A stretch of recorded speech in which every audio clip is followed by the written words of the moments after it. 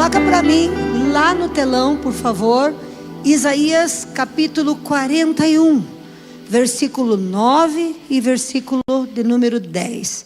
Isaías 41, 9, 10 e 11. Diz assim a palavra de Deus: eu os tirei dos confins da terra, dos recantos mais distantes, eu os chamei e disse: você é meu servo, eu escolhi e não rejeitei. Por isso, não temas, ou não tema, pois estou com você. Não tenha medo, pois sou o seu Deus. Eu te fortalecerei, eu te ajudarei, eu o segurarei com a destra da minha justiça. Todos, pode parar por aí até o 11 só, tá bom, chega aí. Então, eu quero só a parte da palavra de Deus, com a promessa que Deus fez a Abraão, e trazê-la para as nossas vidas, para o nosso coração. Pode se assentar em nome de Jesus, amém?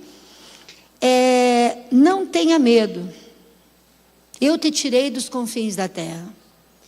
Sabe que nós não estamos diferentes do que a situação de Abraão. Por quê? Porque quando nós olhamos da onde Deus nos tirou, com toda certeza, Ele nos tirou de lugares áridos, de lugares distantes, de lugares onde nós estávamos verdadeiramente no meio da idolatria, né? No meio das drogas, no meio das enfermidades. Da onde Deus nos tirou? De que confim da terra Deus nos tirou? De que lugar da terra o Senhor Deus nos tirou? Você sabe lembrar? Consegue lembrar? Põe a tela nova aqui, por favor. Tira esse versículo aí do telão, por favor. Porque senão, fica todo mundo olhando o versículo. Olha para mim. Então, da onde Deus nos tirou? Da onde Ele me tirou? E quando olho para trás, eu vejo que, Jesus, eu não me escolheria. Eu não me escolheria. Eu não tinha nem como ver em mim virtudes para ser escolhida. Eu estava lá no meio do nada, perdida dentro de mim mesma. Porque estar perdido em algum local é até fácil de você pedir uma informação e alguém te conduzir para a rua certa, para a esquina certa. É fácil que alguém diga: eu conheço esse lugar, e te dê uma direção. Mas quando você está perdido e você sente-se perdido dentro de você mesmo, aonde você já não vê mais valor na tua vida, aonde você está planejando a tua própria morte, diante de circunstâncias, diante de dificuldades, diante de depressão. Eu fico lembrando, eu estava além do confim da terra, eu estava na beira da morte quando Ele me chamou, revoltada, triste, decepcionada, cansada, sem muita perspectiva, sem que as pessoas acreditassem que eu pudesse ser alguma coisa. Foi de lá que Ele olhou, e foi lá que Ele estendeu a mão, e foi exatamente nesse pior momento da minha vida, exatamente nesse pior momento em que a doença estava comendo a vida do meu filho, em que o meu matrimônio estava sendo destruído com o alcoolismo do meu esposo, brigas, necessidades financeiras, doença. Foi nessa hora que Jesus olhou para mim lá e disse: eu quero essa menina. Qual foi a hora que Ele te olhou? Qual foi o momento que Ele apontou o dedo e te enxergou? Da onde Ele tirou você? E se Ele nos tirou desse lugar e Ele nos mandou irmos para outro lugar, porque esse texto está falando de Abraão, que Deus tirou Abraão dos confins da terra e levou para uma terra. E eu sei que nós também saímos de um confim de terra, e Ele está nos levando para o reino, para a terra prometida, para a terra que emana leite e mel, para a terra que Ele preparou para nós. Não se trata de um pedaço de chão, mas se trata de uma posição em Cristo Jesus, de reino, de governo, sairmos da escravidão, sairmos da morte, do império da morte, do império da desgraça, né? E nos posicionarmos em Cristo, em uma nova posição. Então, da onde Deus nos tirou para nos colocar aqui, e Ele nos colocou aqui, se Ele nos guardou lá, por que vai nos desamparar aqui? Quem entende o que eu estou dizendo? Se lá Ele nos guardou, se lá nós fomos poupados da morte, porque agora que nós estamos aqui, Ele vai nos largar, Ele vai nos abandonar, Ele vai nos deixar. Lembra, Fran, da onde papai te tirou? E se lá o papai guardou você? E se lá, antes de você ser sacada daquele lugar, você foi livre da morte, você foi livre de muitas e muitas coisas, porque agora, nesse momento, Ele vai te abandonar, Ele vai te largar, Ele vai te deixar. Não é verdade? Nós sabemos que a nossa vida é um mistério. É como se a gente caminhasse e o próximo passo, a gente nunca sabe o que vai acontecer. Por isso nós não podemos fazer muitos planos dentro da nossa cabeça, porque a gente planeja e planeja, mas sempre acontece um imprevisto no meio da caminhada, sim ou não? Quem aqui planejou, contou, fez conta, e quando chegou na hora aconteceu um imprevisto e mudou tudo? Levanta a mão aí. Eu quero ver se só foi comigo que aconteceu isso. Ai, meu Deus, a gente planeja, a gente sonha. Não quer dizer que nós não vamos chegar no nosso sonho, não quer dizer que nós não vamos chegar no fim que Deus nos prometeu, não é verdade? José teve um sonho, ele viu as estrelas e a lua se curvando diante dele, ele tinha um chamado, mas Deus tira ele, e até ele chegar a ver, e ele viu a lua e as estrelas curvar ele. Chegou um momento em que todos se curvaram, mas não foi como ele queria, da maneira com que ele queria. Aconteceram vários imprevistos no percurso, sim ou não? José era um homem de Deus? Diga assim: eu sou um homem de Deus, uma mulher de Deus. Põe a mão no peito e diz assim: eu também sou. José era uma pessoa escolhida por Deus? Diga assim: eu também fui escolhido por Deus. Cada um de vocês foi escolhido por Deus. José passou por momentos difíceis. Abraão, por ter sido o homem escolhido por Deus, ele teve tudo o que ele queria, na hora que ele queria e como ele queria? Não. Deus fez uma promessa para ele: você vai ser o quê? Pai de multidões. Você vai ser o quê? Pai de grandes. Olha para as estrelas do céu, porque as estrelas do céu serão, que não se pode contar, assim serão seus filhos. Olhe para a terra, conte as areias que tem aí para o chão, pois os seus filhos serão como as areias do mar. Olha só, Jesus do céu, quantos filhos. Mas no meio desse percurso, o que vem de frente com essa promessa? A esterilidade de Sara. E aí?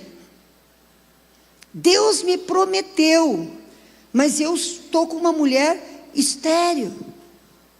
Deus me prometeu a riqueza, mas eu estou enfrentando dificuldade financeira. Quem está entendendo? Quem está entendendo isso? Deus não muda na sua promessa. Deus não volta atrás da sua palavra. Se Deus falou que você vai ser pai de multidões, Ele é o Deus que faz a estéril dar à luz. Eu fui fazer uma ecografia esses dias atrás, eu fico pensando na Sara, eu pensei na Sara. Eu vou fazer uma ecografia e o médico disse: o teu ovário direito já desapareceu. Atrofiou e desapareceu, não tem mais. E o teu ovário esquerdo está atrofiando e já está diminuído, vai sumir também. E eu falei: mas como é que é esse negócio então, meu Deus? significa que 90 anos, provavelmente nem ovário ela tinha mais. Eu pensei na Sara, estava fazendo meu exame, o médico me mostrando, e eu pensando na Sara. Podia não ter nem útero, porque o Senhor é o Deus que cria um útero novo, cria um ovário novo, tira uma semente da onde não tem, colhe da onde não plantou, porque o nosso Deus é maravilhoso, extraordinário. Para Ele não existe nada que seja impossível. Então o que eu quero dizer para você é, na promessa, sempre vai entrar no meio do caminho da promessa alguma ocorrência improvável para nós, mas que foi planejada por Deus. Por quê? Porque Deus não sabia que Sara era estéril desde o ventre da mãe dela? Ou porventura alguma coisa Deus não sabe? O improvável para nós é que Deus venha dizer para mim que eu vou ser mãe de multidões e eu sou estéril. E além de estéril, ainda já sou velha, com 90 anos, eu já não tenho nem ovário, já passou o tempo, porque a Bíblia descreve que já havia passado o tempo dela. Isto é, ela já estava na menopausa, já fazia tempo, tranquila, tanto que quando o anjo fala que ela daria à luz a um filho, ela começa a rir atrás da cortina. Tem muitos de nós aqui que já está rindo atrás da cortina e duvidando daquilo que Deus falou. Eu quero dizer para você, não temas e não te espantes, porque o Senhor é contigo, e aquilo que Ele disse que ia fazer, Ele vai fazer, apesar da circunstância que se levantou. Aonde Deus é glorificado na história de Sara e na história de Abraão? Na esterilidade. Deus, Ele nos escolheu nele mesmo para quê? Para que nós possamos viver para o louvor da sua glória. Dificuldades vêm para glorificar a Deus, não é para derrubar você, não é para destruir você, é para que você entenda que é Ele que está fazendo, que quando você chegar no teu destino, que quando você chegar aonde Deus te falou em secreto, aonde os profetas falaram para você, você vai saber que era impossível para você nas tuas forças, mas você se esforçou e teve bom ânimo. Permanecer, ser resiliente, ser perseverante, e continuar crendo, e continuar adorando, e continuar glorificando a Deus. Vai acontecer exatamente aquilo que o Senhor Deus falou que vai acontecer. Quem recebe aí? Quem tem promessa aí? Levanta a mão. Vai acontecer.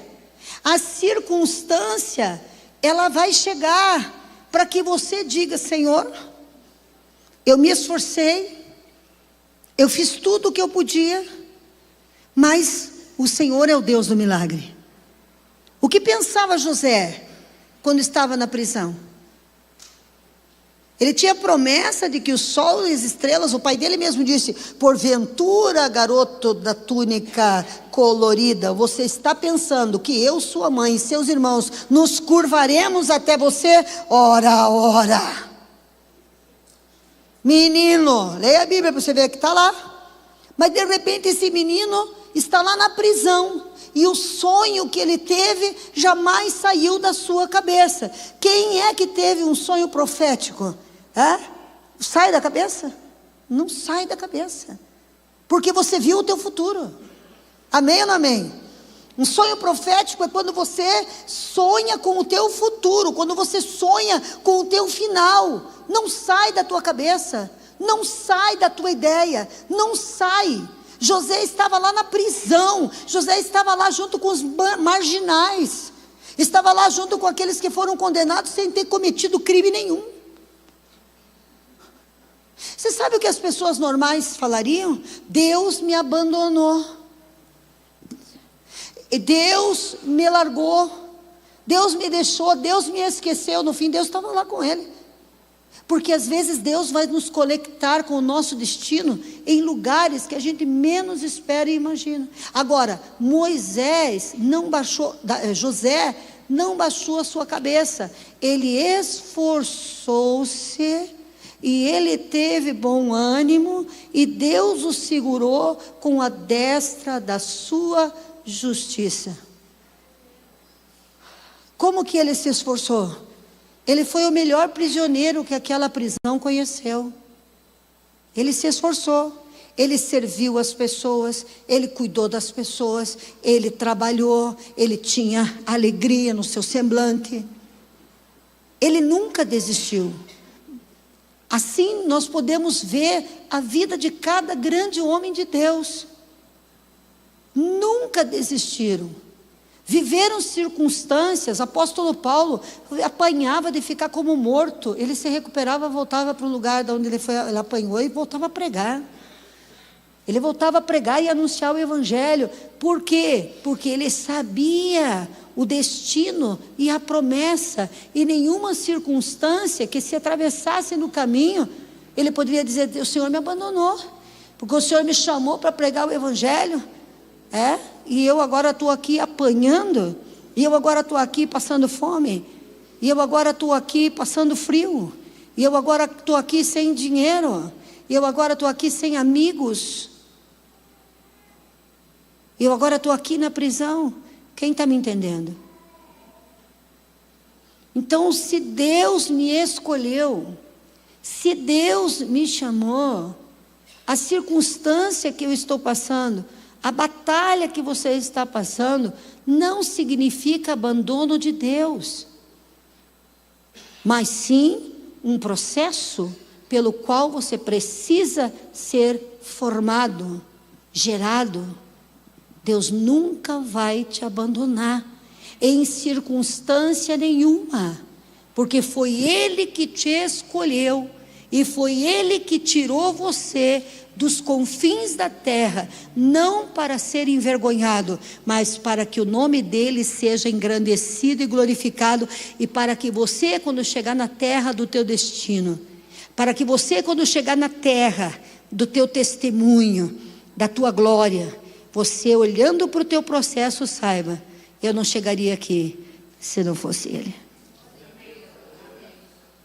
Você está entendendo? Está entendendo?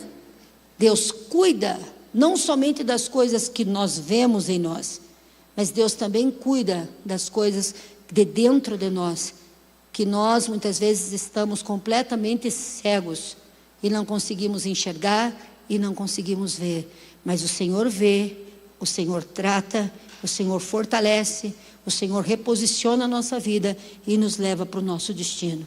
Por isso eu quero dizer para você: eu não sei aonde você está, eu não sei o que você está passando, eu não sei qual é o tamanho da tua luta, mas seja resiliente. Não precisa você ter fé em você mesmo, não precisa você ter fé no governo do Brasil, não precisa você ter fé nas pessoas ao teu lado. Tenha fé em Deus. Tenha fé no Deus que criou e que fez todas as coisas. Tenha fé nele. Ele vai fazer aquilo que Ele te prometeu. E Ele vai ser glorificado e engrandecido na tua vida. Na tua vida. Não se trata de que Deus simplesmente vai te recompensar porque te honra. Ele vai ser glorificado na minha vida. O nome dEle vai crescer. Não se trata de mim, se trata dEle. Por que que Ele, quando dá uma promessa para a gente, Ele muitas vezes fala em alta voz? Fala ou não fala? E depois Ele não diz assim: escreve a promessa. E escreva com letra grande. E todo mundo passava, estava todo mundo escravo, mas a promessa estava lá. E todo mundo passava e estava todo mundo enfrentando batalha, mas a promessa estava em letra grande. Por quê? Porque Ele vai ser engrandecido, a palavra dEle vai ser aplaudida Aquilo que Ele falou, Ele fez. Então não se trata de mim, não se trata de você, se trata dEle. E como que eu sei o que Ele prometeu para você? Porque na Bíblia que você tem, ou aqui no teu celular, ou de papel que você lê, está escrita todas as promessas que Ele fez. E tudo o que Ele escreveu naquele papel é para mim e para você. Vai acontecer. Amém? Deus pode nunca ter falado com você por boca de profeta, mas se a palavra de Deus diz que se você crê nele, vai ser salvo você e tua casa, então já está prometido, é escrito e documentado, e essa bênção é sua. Aleluia! Então aquilo que está escrito na palavra, você precisa tomar posse para você. E não ficar chorando de cabeça baixa, tentando descobrir aonde foi que você errou.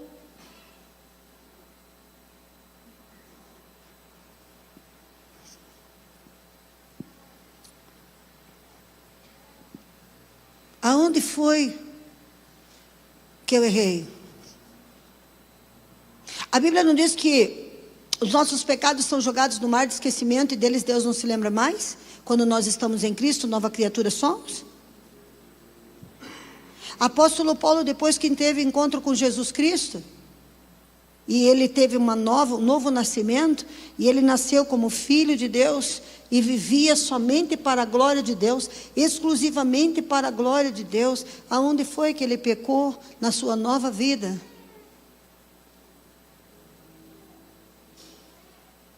Estevão, o primeiro mártir da história da igreja, depois de Cristo. Cristo foi o primeiro que foi martirizado. O segundo martirizado foi Estevão, um diácono, apedrejado até a morte. Homem em que enquanto estava sendo apedrejado, ele via os céus abertos e ele via Deus no trono da sua majestade e da sua glória. Ele via de pé e ele, conforme as pedras iam chegando, ele glorificava a Deus. Por que as pedras chegaram em alguém que adorava a Deus? Por que as pedras chegam na tua vida se você adora a Deus? Porque Jesus, ele falou: no mundo teremos aflições. Perseguiram a Jesus, vão perseguir a você. Quem persegue a você?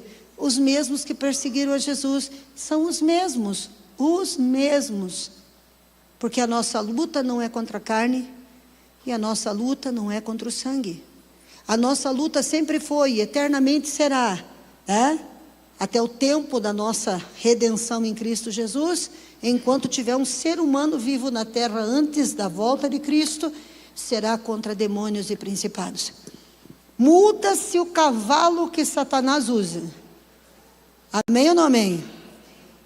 Ele usa pessoas, ele usa palavras, ele usa gente para nos prejudicar, mas a luta não é com as pessoas, a luta é com ele, é ele que faz. Ele perseguiu a Jesus, ele colocou muitas pedras de tropeço na vida de Jesus. Nunca foram as pessoas, por isso que Deus disse: perdoa-lhes, porque eles não sabem o que fazem. Muitas vezes nós somos escravos do pecado, e todo pecado tem um demônio por trás. Todo pecado tem um demônio por trás. Promiscuidade tem um demônio por trás. Idolatria tem demônio por trás. Todos. Existem demônios específicos para todas as áreas da nossa vida. Todas as áreas da nossa vida tem demônios delegados e específicos. E se alguém te pecou contra você, foi sustentado por demônios que estão por trás. Então nós precisamos entender isso e perdoar as pessoas, como Jesus mesmo disse: não sabem o que fazem.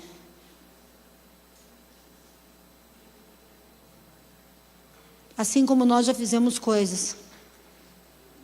Não é verdade, gente? Que se a gente for comentar, a gente passa vergonha só de pensar nas coisas que nós já falamos, nas coisas que nós já fizemos. E geralmente nós cometemos grandes erros nos nossos momentos de pressão. Sim ou não? Um momento e pronto, desmoronou teu mundo por conta de um ato, por conta da decisão de fazer algo sem consultar a Deus. Nós vamos passar por circunstâncias. Mas se Deus é por nós, quem será contra nós? Amém, queridos? Nós vamos passar por circunstâncias, mas maior é aquele que está em nós. E eu digo uma coisa para vocês, de fato e de verdade. Quando nós perdemos dinheiro, nós não perdemos nada. O Anselmo já perdeu muito dinheiro. Já perdeu muito, já perdeu acho que 2 vezes, né? Faliu 2 vezes. E quando ele faliu, nas 2 vezes que ele foi à falência mesmo, tanto emocional quanto financeira, o que ele perdeu? Nada. Se ele tivesse perdido a fé em Deus, aí ele teria perdido tudo. Por quê? Porque ele se levantou da falência. E hoje ele está vivendo um tempo muito bom da vida dele. Mas eu sei o tempo de profunda depressão que ele passou, de batalha que enfrentou. Então, se você está falido hoje, não é o fim do poço, não é o fundo do poço tapado, concretado, não é uma sepultura. Deus vai te levantar daí. Deus vai te colocar em lugares maiores. Deus vai te colocar em lugares mais altos. Agora, se Satanás conseguir te roubar a tua fé e falir você na tua fé, amigo, aí acabou a tua vida. Tenha fé em Deus. Tenha fé em Deus. Quem está recebendo essa palavra? Tirou teu dinheiro, levou tua bicicleta, levou teu carro, está sem dinheiro, está com dívida, está com fé? Então tudo é possível. Tem fé? Então tudo é possível. Você sabe que o que o inimigo quer roubar de nós, quando ele coloca armadilhas, é secar a nossa fé. Secar a nossa fé. Ceifá-la, arrancá-la de nós. Se você tem fé, mas o diagnóstico diz que eu vou morrer em 1 ano. Ixi, o Júlio César ia morrer com 1 ano e meio no máximo. Já tenho 2 netos com ele aí, que ninguém sabia que ele seria suportar. Já me deu 2 netos. Essa droga que você usa, isso não tem cura. O que não tem cura? O quê? Que não é possível? O que não é possível? Tudo é possível aquele que crê. Se uma mulher como Sara saiu do meio da idolatria com seu marido para ir para um lugar do nada, e Deus lhe deu uma promessa que era completamente impossível. Agora Abraão sempre teve fé em quem? Em Deus. Em Deus. Eu sinto a presença dele aqui. Eu sinto a presença dele aqui. Eu sinto a presença dele aqui. Não só creio na presença, porque sempre, mesmo sem sentir, eu sempre creio. Mas hoje eu estou crendo e sentindo a presença dele aqui. Aleluia. Algo vai acontecer. Algo vai se passar. Porque aquele que te tirou dos confins e te guardou nos confins, não vai te abandonar. Agora, como que anda a tua boca? Do fruto da tua boca, você vai comer. O que você vai profetizar? A circunstância ou a promessa? O que você vai profetizar? A circunstância ou a promessa? Pois é, mas tem vezes que nós estamos fazendo incenso impuro. Em vez de nós soltarmos as palavras com um cheiro suave e agradável diante de Deus, para que se acelere o processo e a promessa venha a se cumprir, nós nos queixamos, nós reclamamos, nós murmuramos, nós colocamos as coisas, com as lutas e as opressões dessa vida, numa posição muito grande. E o que acontece, querido? O que acontece? Nós não saímos do deserto. E muitos de nós que foram chamados para a terra prometida vão morrer no deserto, porque estão declarando que não vão sair de lá. Como que você quer que Deus use? Você sabe que Deus usa uma palavra? Deus usa uma palavra para mudar a tua história. Deus abre portas pela palavra. Tem coisas que eu havia profetizado na minha vida há muitos anos atrás. E eu sempre empurrei aquela palavra. Tem coisas que eu estou profetizando de muitos anos. Eu continuo empurrando a palavra. Algumas delas já se cumpriram. Ontem se cumpriu mais uma. Ontem se cumpriu mais uma. Eu fui, esses dias atrás, recebi uma homenagem na Assembleia Legislativa pelo Dia do Pastor. E eu falei para o meu pai: pai, um dia você vai ver eu falar naquela tribuna lá. Né, pai? Falei ou não falei? Umas 15 dias depois, eu estava na tribuna, falando e orando. Deus falou que ia fazer com que eu me assentasse na mesa dos príncipes. E há um mês atrás eu estava sentada na Câmara de Vereadores, na bancada, no dia de honra para os pastores.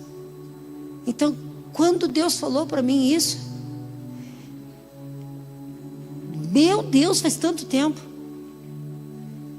Senhor, faz tanto tempo. Eu era lá da Cascatinha, do fundo dos fundos, uma menina. E de lá para cá, processos, lutas. E em vários momentos eu disse: Senhor, teve uma vez que eu saí chorando da Assembleia Legislativa, na Câmara de Vereadores, porque ninguém quis me receber. E eu queria ajudar os meninos. Eu tinha 26 garotos que eu estava trabalhando com eles. Isso já é velho, rapaz. Eu tinha uns 27 anos, mais ou menos. Eu tinha 26 rapazes se recuperando. Eu não tinha casa de recuperação, eu não tinha para onde levar. E eu queria fazer alguma coisa para dar trabalho para eles. E eu bati na todas as portas. E ninguém me recebeu. E eu vim chorando no elevador da Câmara de Vereadores. Chorando, eu falei: que não entre ninguém aqui, Senhor, porque eu estava sentada no chão chorando. E hoje, graças a Deus, eu tenho muitos amigos vereadores, pessoas maravilhosas, que vêm almoçar na minha casa, que vêm tomar café comigo. Porque aquilo que Deus prometeu, ainda que você não veja, não tinha como ver. Não tem como explicar o que Deus promete, porque às vezes você vai ter que chorar no elevador, da onde um dia Deus vai te colocar lá para governar. E esse é um momento necessário, porque Deus sabe por que nos criou. Deus sabe por que você nasceu. Ele sabe por que você está aqui. Ele sabe. Então esquece o elevador. Não fale mais do elevador. Profetiza. Profetiza. Profetiza a promessa. Eu creio de todo o meu coração que aquilo que Deus falou sobre esta casa não tem outro destino senão ser concretizado. Porque a palavra que vem da boca de Deus não volta atrás. Mas tudo tem um tempo, tudo tem um propósito. E tudo é necessário. Foi necessário trabalhar o caráter, a fé, a confiança de José. Foi necessário que Sara já não mais fosse apenas estéril. Foi necessário que ela fosse também uma mulher que passou daquele tempo, para que soubéssemos todos que Isaac nasceu fruto de um grande milagre. Porque as coisas que Deus faz e que perduram na vida, elas não nascem do nosso esforço humano. Quem acredita em você, Fran? Quantas vezes as pessoas riem dos teus sonhos, diminuem você? É uma pobre que pensa que é rica. Não, você é uma rica que está vivendo uma experiência de pobre. Você é milionária. Ninguém acredita, ninguém imagina, mas você sabe. Você tem uma promessa. Então esforce-te, tenha bom ânimo, que eu vou te segurar com a destra, com a minha mão direita. Deus não segura quem desiste. Deus não segura quem desanima. Deus não segura quem abaixa a cabeça e concorda com circunstâncias. Mas Deus segura aquele que olha para o céu e diz: Senhor, não se trata de mim, é a tua palavra. O Senhor falou, o Senhor disse, eu sei que o Senhor disse. Não permita que o teu nome e a tua palavra sejam envergonhados. Está escrito, Senhor. Quem está compreendendo o que eu estou dizendo? Quem está compreendendo? Está escrito, foi Ele que falou. E quando aconteceu, quem foi glorificado? Abraão ou Deus? Quando José chegou, quem foi exaltado? Quando Davi chegou, depois de toda aquela perseguição, olha só, Deus entra na casa de Jessé e diz, através do profeta Samuel: você vai ungir um rei. E quem Deus busca? Deus busca aquele infeliz que o pai não chamou. O pai não chamou. O profeta avisou: eu estou indo na tua casa para ungir um rei. Reúne teus filhos. Ele chama todos, menos Davi. Talvez ninguém da tua família te chamaria para ir na sala para ser ungido. Talvez ninguém da tua família te escolheria para você ser uma bênção. Talvez todo mundo só falou coisas ruins acerca de você. Mas Deus foi lá no pasto e escolheu aquele pitoco, o menor de todos, o ruivo. E disse: é esse aí, ó. E passaram-se todos os homens maravilhosos, filhos de Jessé. E Deus disse: esse eu não quero, esse eu não quero, esse eu não quero. Quando terminou, o profeta disse: se não tem mais nenhum. Ah, tem um lá no pasto, cuidando das ovelhas. Manda vir. E mesmo o profeta olhou para ele e disse: nossa, pequeno, sardento, ruivo, esse é o rei? E o rei responde para ele o quê? Eu não vejo como o homem vê. E quando Deus ungiu, que caiu aquele óleo sobre a sua cabeça, a paz desse menino acabou. A paz desse menino acabou. E ele passou a ser perseguido. E ele dormiu nas cavernas. E ele passou fome. E ele foi traído pelos seus melhores amigos. Ele foi largado e ridicularizado por suas esposas. Mas um dia ele escutou: Davi, você é segundo o meu coração.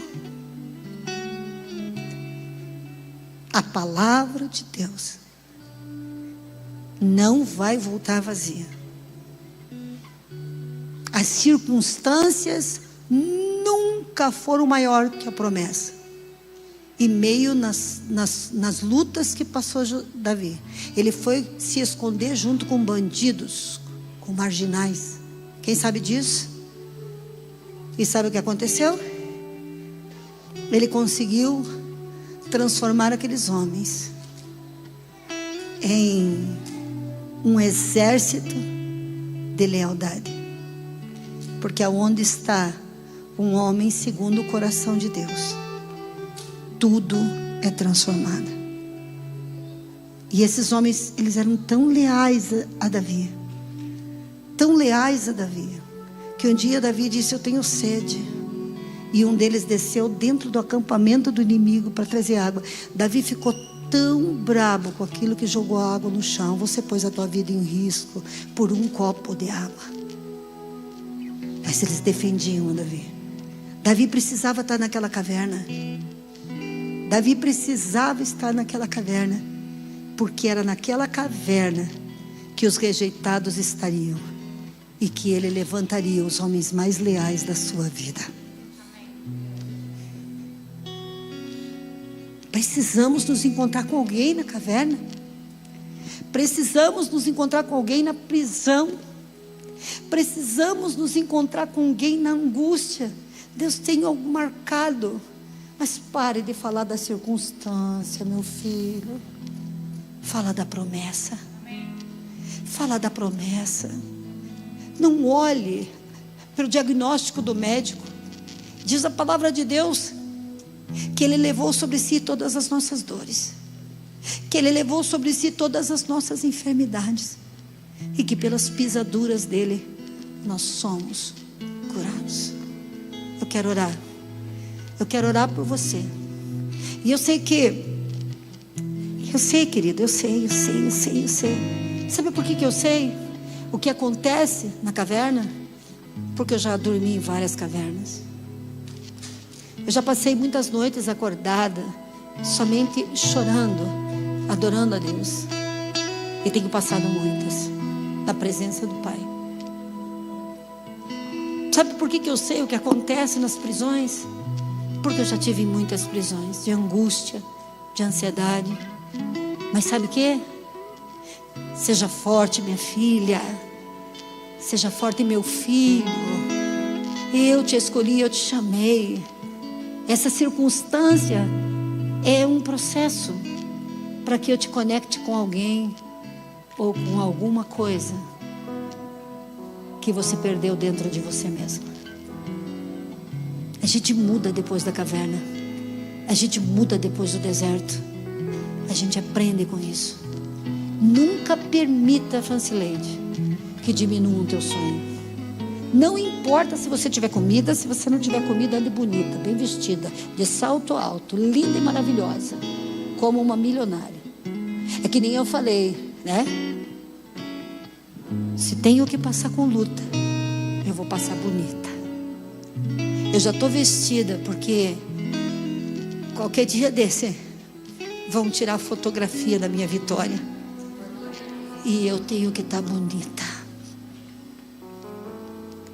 Eu estou esperando esse dia, porque eu sei que aquele que prometeu é fiel. É fiel. É fiel. Que Ele vai fazer. E eu, quando Ele fizer, eu vou me jogar aos seus pés e dizer: Santo, Santo, Santo, Santo. Maravilhoso é o teu nome. Toda honra e toda glória sejam dadas a ti. Mas Deus não pode entregar a vitória para quem não suporta a caverna. Deus não pode entregar a vitória para quem usa a sua própria boca para atrair maldição. Eu quero orar por você.